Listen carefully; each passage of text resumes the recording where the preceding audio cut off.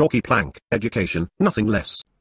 Next part जो दिया गया है उसमें a की वैल्यू दी गई है -2 और d की वैल्यू दी गई है 0। तो फर्स्ट टर्म तो सेम -2, सेकेंड टर्म जो हो जाएगी वो -2 प्लस 0 -2, थर्ड टर्म हमारे पास में -2 प्लस 0 इंटू 2, ये भी -2, और फोर्थ टर्म भी हमारे पास में 0 इंटू 3 -2 ही रहेगी। तो सीरीज हमारे पास में -2 -2 -2 -2 ये बनेगी सो ऑन। इसके अंदर जो है d की वैल्यू 0 होने के कारण ऐसा है। नेक्स्ट क्वेश्चन में हमें a की वैल्यू जो है 4 और d की वैल्यू -3 दे रखी है। तो सिचुएशन के अकॉर्डिंग हमारे पास a1 सेम a की value, a2 is a plus d, a यानी कि 4 और d यानी कि -3, तो +1 आ जाएगा।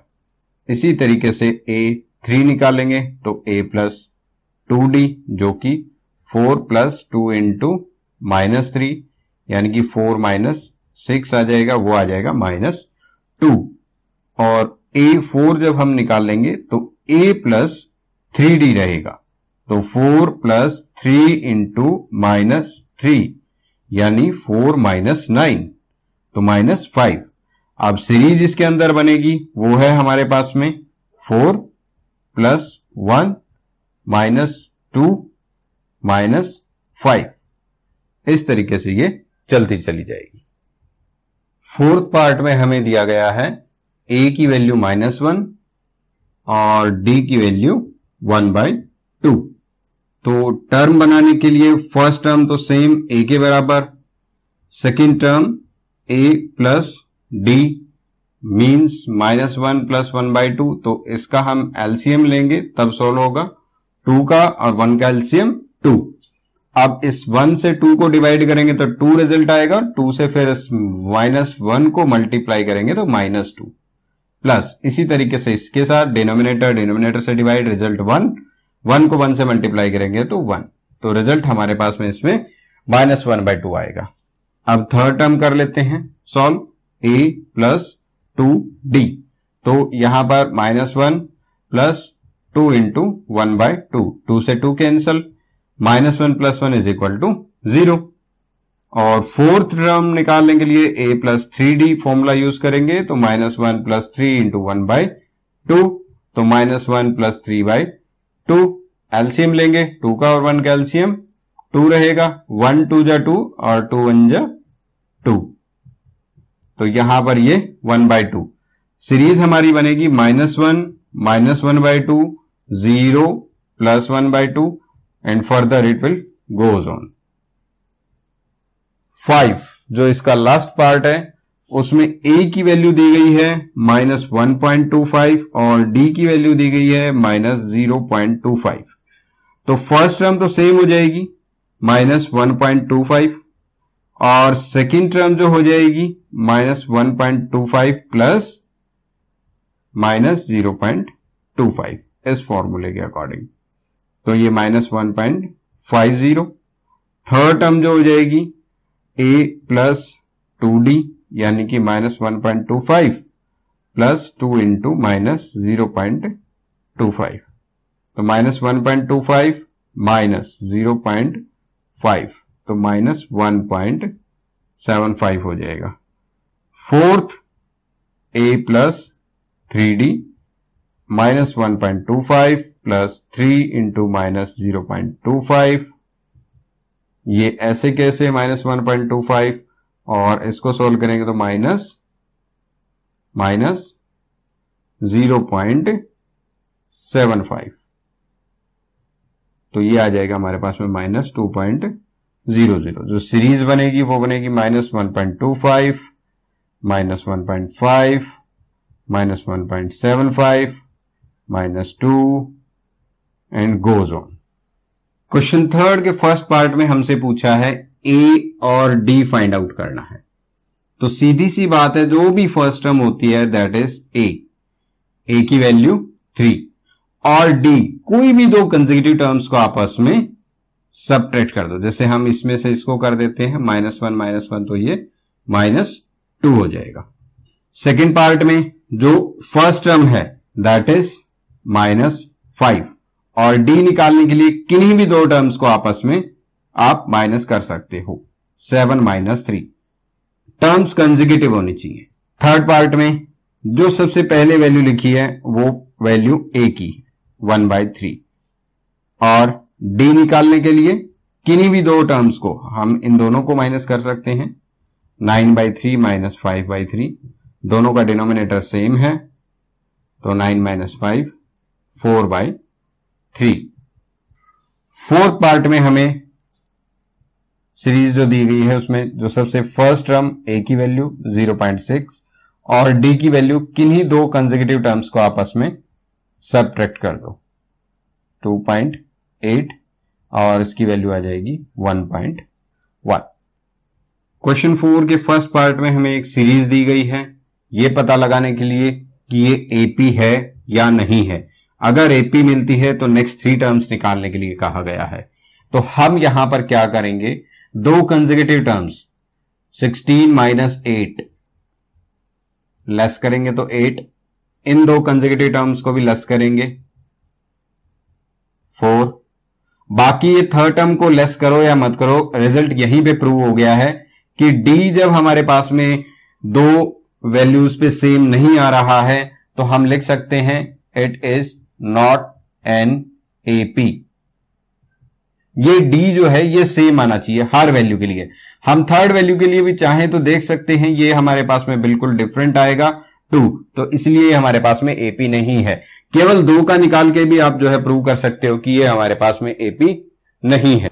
इसमें हम देखें तो 7/2 में से हम 3 लेस करते हैं तो डी 2 का और 1 का एलसीएम 2, यहां पर 7 एज इट इज 1 2 जा 2 2 3 जा 6 रिजल्ट 1/2। इसको भी लेस करते हैं 3 - 5/2।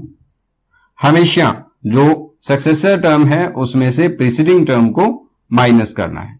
इसका एलसीएम भी 2 2 3 जा 6 -5 1/2 और थर्ड में भी जो है ये अगर हम इसको भी लेस करके देखें, अगर 2 सेम आ गए तो आप थर्ड को लेस कर सकते हो। ये जरूरी नहीं कि थर्ड भी सेम आएगा, हाँ, लेकिन अगर थर्ड भी सेम आ जाता है तो फिर आप कह सकते हो कि ये हमारे पास में एक एपी है। जैसे ये भी 1/2, ये भी 1/2, ये भी 1/2, तो ये एक एपी है। अब इसकी 3 टर्म्स हमें फाइंड आउट करनी है, नेक्स्ट 3 टर्म्स। तो ये first, second, third, fourth 4 term तो हो गई। फिफ्थ टर्म फाइंड आउट करने के लिए a + 5 - 1d यानी कि सिंपली a + 4d। तो a की वैल्यू हमारे पास में 2 और d की वैल्यू हम ये निकाल चुके हैं कोई, तो 2 + 2 रिजल्ट आएगा 4। इसी तरीके से हम इसकी 6th टर्म भी निकाल सकते हैं। जो इसकी 3 टर्म है, नेक्स्ट 3 टर्म वो हमें फाइंड आउट करनी है। a + 6 - 1d means a + 5d। a की वैल्यू 2 है और d की वैल्यू 1/2। तो इसमें हम एलसीएम लेंगे, 2 का और 1 का एलसीएम 2 2 2 जा 4 + 5 ये आ जाएगी 9/2। इसी तरीके से इसकी जो लास्ट टर्म मीन्स जो नेक्स्ट 3 टर्म्स निकालनी थी उसकी लास्ट टर्म 7 a7 वो हम निकाल लेंगे। a + 7 - 1d यानी कि a + 6d और a की वैल्यू हम रख देते हैं यहां पर 2 और 6 इंटू डी की वैल्यू भी रख देते हैं 1/2, 2 3 जा 6, तो ये हमारे पास में आ जाएगा 2 + 3 दैट इज इक्वल टू 5। तो ये नेक्स्ट 3 टर्म है 4, 9/2 और 5 इस सीक्वेंस की, सीरीज की नेक्स्ट 3 टर्म्स। थर्ड पार्ट में हमें सीरीज दी गई है -1.2, -3.2, -5.2 और -7.2। तो हम इसमें भी डी निकालेंगे -7.2 से -5.2 यानी कि इसमें से इसको हम लेस करेंगे तो -7.2 + 5.2 रिजल्ट -2.0।